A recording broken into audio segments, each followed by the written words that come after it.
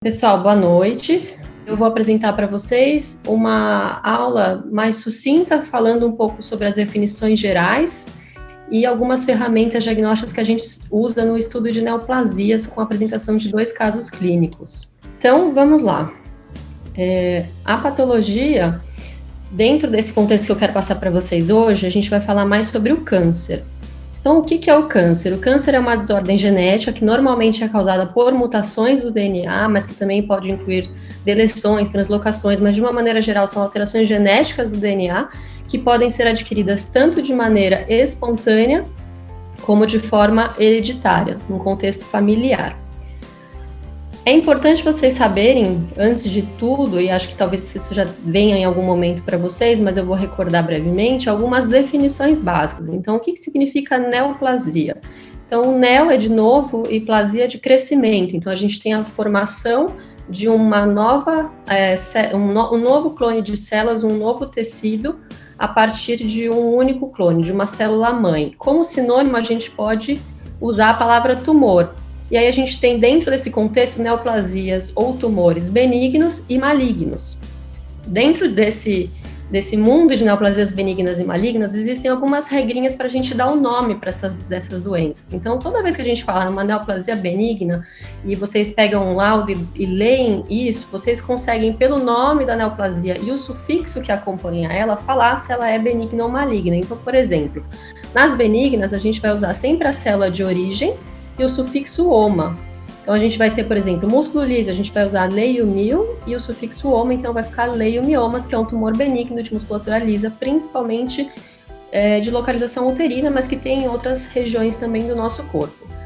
No epitélio glandular, por exemplo, estômago, intestino, a gente vai usar sempre a palavra adeno para glândulas e oma para benigno. Então, adenomas são proliferações ou neoplasias benignas.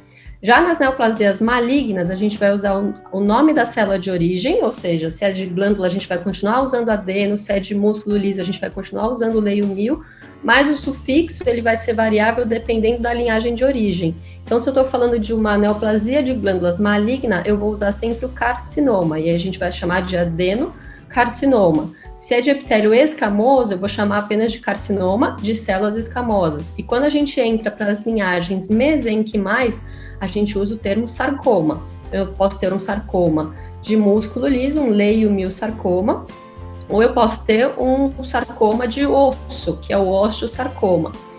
E além disso, a gente tem as neoplasias malignas do sistema linfo-hematopoético. Então, por exemplo, a gente tem aqui uma exceção a essa regra, porque se a gente for pensar de linfoma, o oma aparece com essa coisa do sufixo benigno, mas na verdade o linfoma é uma neoplasia maligna. Então, é claro, existe uma regra geral, uma forma mais generalista de falar sobre o nome das neoplasias, mas que existem algumas exceções, como o linfoma, seminoma, o melanoma, que é um tumor maligno de pele das células derivadas dos melanócitos e que também tem esse sufixo oma. Então, só se atentar a essas exceções.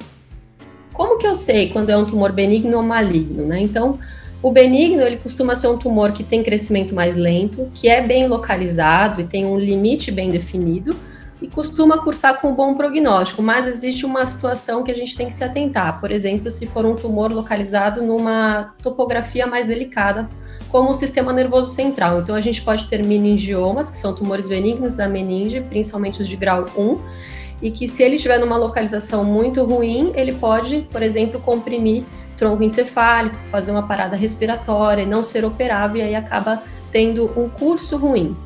Já os malignos, a gente vai ter um crescimento tumoral rápido, expansivo, em pouco período de tempo, que vai destruir os tecidos adjacentes, ele normalmente tem limites pouco precisos, e ele possui essa capacidade de metastatizar, e aí o prognóstico vai variar dependendo de diversos fatores, como, por exemplo, o estadiamento. Mas dentro da patologia, se a gente for conceituar como é o benigno do maligno, a gente tem que prestar atenção a essas 4 características fundamentais, que a gente tem que olhar na lâmina para eu falar se é benigno ou maligno. Então, eu vou falar um pouquinho rapidamente de cada uma delas. Então, a primeira característica que a gente olha é a diferenciação celular. A partir do momento que eu estabeleci que é uma neoplasia, eu preciso ver a diferenciação celular. O que é a diferenciação? É o quanto essa neoplasia se assemelha ao seu tecido de origem. Então, se eu tenho uma neoplasia que está no pulmão, e essa neoplasia é muito semelhante aos alvéolos adjacentes, tem uma formação muito bem diferenciada, ou seja, muito próxima ao normal, eu vou chamar de bem diferenciado. E isso acontece principalmente nos tumores benignos.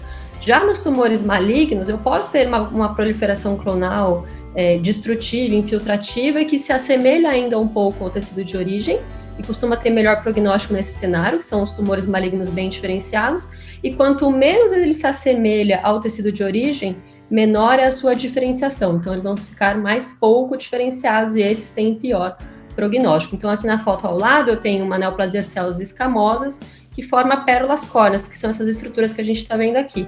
Quanto mais pérolas córneas eu formo, mais diferenciação escamosa eu tenho, então é melhor prognóstico. Quanto menos eu formo pérolas córneas, mais pouco diferenciado é esse carcinoma de células escamosas, pior é o prognóstico dele. Com relação à anaplasia, primeiro a gente tem que entender o que é a anaplasia. A anaplasia, ela é uma perda de diferenciação da estrutura e da função das células, e ela cursa com uma atipia muito intensa, a gente chama de bizarria celular, ou intenso pleomorfismo. Se a gente for levar ao pé da letra, pleo quer dizer que eu tenho diferentes caras, né, diferentes variedades de forma, então eu tenho células de formas diferentes, com núcleos diferentes, elas são bem diferentes umas das outras e elas têm atipias exuberantes. O que é uma atipia exuberante? A atipia exuberante é eu ter um núcleo mais hipercromático, mais arroxeado, ou uma relação entre o núcleo e o citoplasma que é maior, ou seja, eu tenho um núcleo muito grande para um citoplasma menor, a presença de nucléolos evidentes ou figuras de mitose atípicas ou várias figuras de mitose. Então vejam aqui esse exemplo, é um rabidomiosarcoma. A sarcoma a gente já falou que é designação de maligno, e rábido é a designação para tumores de musculatura esquelética, então é um tumor maligno do músculo esquelético. E aí a gente tem células que são bem diferentes uma das outras, umas com vários núcleos, os núcleos bem hipercromáticos, ou seja, isso aqui, nessa foto, é uma tradução de uma atipia exuberante. Com relação à velocidade de crescimento, a gente vai ter neoplasias benignas, são aquelas que crescem lentamente, costumam ter um limite bem preciso, enquanto neoplasias malignas são aquelas que crescem rápido, em curto período de tempo. Com relação à invasão local, é outra característica que a gente olha, né? Então, neoplasias benignas, elas tendem a ser restritas ao seu local de origem. Ela não tem uma capacidade infiltrativa franca, então ela costuma ser bem diferenciada. Nós temos normalmente uma cápsula ao redor dessa lesão e as bordas são bem definidas, como a gente está vendo aqui. É uma lesão benigna da mama, que a gente chama de fibroadenoma, e embaixo a gente tem uma lesão maligna da mama também, um carcinoma invasivo, que aí a gente vê que os limites são pouco precisos, ela tem uma configuração mais radiada, e acaba tendo, então, portanto, essas bordas mal delimitadas. Então, benigno, bordas bem delimitadas, maligno, bordas mal delimitadas, com uma invasão franca local.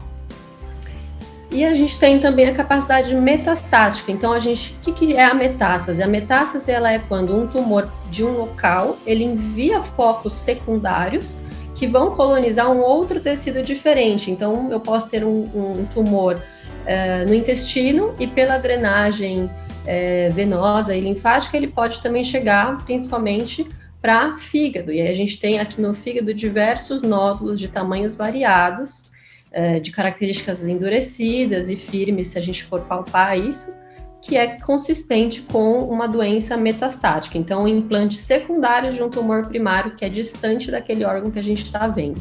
E essa metástase, ela vai acontecer de 3 formas. Ou a gente vai ter uma implantação secundária em cavidade corporal, então um derrame pleural, um derrame em cavidade abdominal, ou essas células neoplásicas vão invadir êmbolos linfáticos e aí vão colonizar linfonodos, ou vasos sanguíneos e colonizar tecidos à distância que estejam na rota de drenagem daquela topografia. Agora eu vou falar assim muito sucintamente sobre as bases da carcinogênese. Isso daqui deveria ser uma outra parte, uma outra aula, mas assim, só para vocês entenderem essa segunda parte com os casos, existem aqui 4 classes de genes que regulam o nosso sistema genético. e que são muito alvos de um dano possível. Então, são esses 4 tipos de genes que a gente tem aqui. A gente tem os que a gente chama de proto-oncogenes, que são os genes que promovem a formação do tumor e o desenvolvimento deles. Nós temos os genes supressores tumorais, que quando eles são ativados, eles inibem o desenvolvimento de tumores. Os genes que regulam a apoptose, ou seja, identificam uma célula defeituosa e enviam ela para a morte celular programada. A apoptose é a morte celular programada. E nós temos também os genes envolvidos no reparo do DNA, como os genes que estão ligados aos microsatélites, que eu vou falar um pouquinho mais para frente.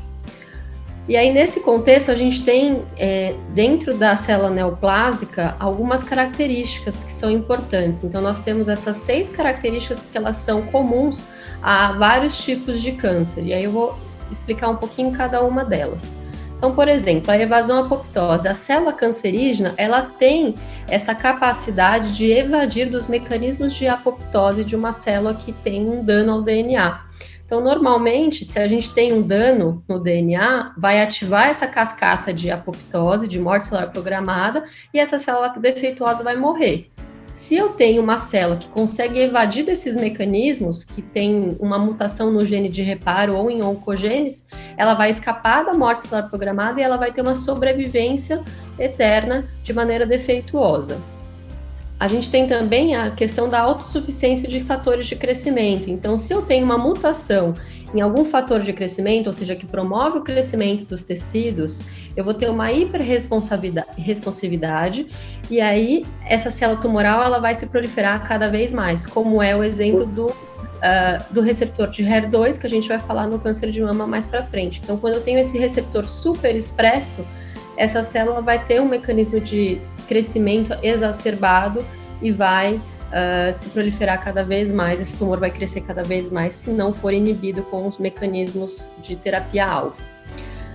Outra questão que acontece na célula cancerígena é a insensibilidade aos sinais de crescimento. Então, nós temos aqui uma proteína muito importante, que é a P53. O gene TP53, ele é considerado o guardião do nosso genoma, e ele é aquele que inibe qualquer transformação neoplásica e que vai identificar uma célula defeituosa e, com isso, levar ela a uma apoptose se for possível dele corrigir esse dano. Mas a gente tem a ausência do P53, ou ele defeituoso, em quase 70% das neoplasias. Então, se eu perco o meu gene, que é o guardião do meu genoma, as células, elas mutadas, vão se proliferar ininterruptamente e esse tumor vai crescer também de maneira descontrolada. E isso vai acontecer também em cenários sindrômicos, como é a síndrome de Li-Fraumeni, e também alguns micro-organismos que, na oncogênese deles, também inativam o P53, como é o HPV, no câncer de colo de útero, no câncer de cabeça e pescoço, e o EBV, em alguns tipos de carcinoma também. As outras características agora, a gente tem que lembrar sempre que o tumor, para ele crescer, ele precisa de suprimento sanguíneo. Então, cada célula neoplásica, a partir do momento que ela tem a sinalização de fatores de crescimento angiogênico, ela vai puxar um vasinho sanguíneo para nutrir ela e o seu tumor. Então, a célula neoplásica ela é capaz de gerar novos vasos sanguíneos através desse fator de crescimento endotelial vascular, que vai levar a essa proliferação e suprimento de oxigênio e nutrientes para a neoplasia. E por último, eu vou falar dessas 2 capacidades aqui de células neoplásicas, que é o potencial replicativo ilimitado, em que a gente vai ter a ativação permanente da telomerase, eu vou mostrar para vocês em breve como que funciona isso, e a capacidade de invadir os tecidos e metastatizar. Então, como é que funciona o potencial celular replicativo ilimitado? Nós temos um cromossomo aqui que, em ciclos normais, no seu fator mitogênico, ele vai, ao longo dos ciclos de mitose, encurtando esses telômeros. Então, a célula, normalmente, ao longo da vida, a cada mitose, ela vai encurtando os seus telômeros.